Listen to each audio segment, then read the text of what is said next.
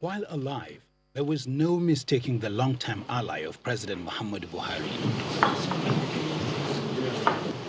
Always donning his traditional white garment with a red cap, the late Abba Kyari towers above many, both in height and his influence in the presidency.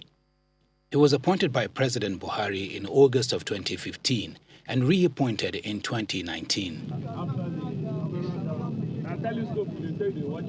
Abba Kyari hailed from Borno State, and official documents show he held bachelor's degrees in sociology and law and a master's degree in law from the University of Cambridge in 1984, among other qualifications and training.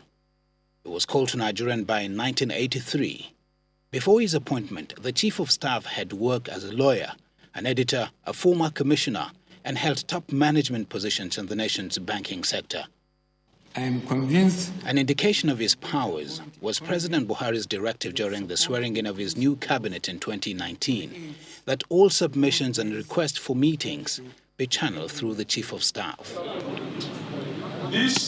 Critics, some of them in the ruling All Progressive Congress, had accused the Chief of Staff of wielding undue influence on the President and governance in general. Such powers had allegedly brought Abba Kyari on collision course with many, including the former head of civil service of the Federation, Winifred Oyoita, the National Security Advisor, Mohammed Monguno, and even the wife of the president, Mrs. Aisha Buhari. The late Kyari is visible in most functions involving the president and has led several delegations on assignment on behalf of his boss.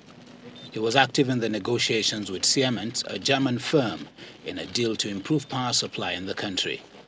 In early March 2020, he traveled to Germany, where he was suspected to have contracted the virus. His status was discussed in hushed tones until he personally issued a statement on March the 29th, confirming he tested positive for coronavirus and was moving to Lagos for further care. It was not disclosed where the Chief of Staff was being treated in Lagos.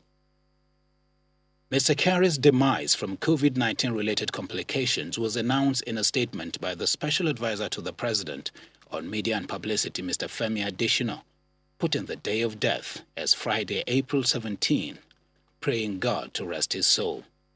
The Chief of Staff to the President is a recipient of the national honor of the Officer of the Order of the Niger, OON.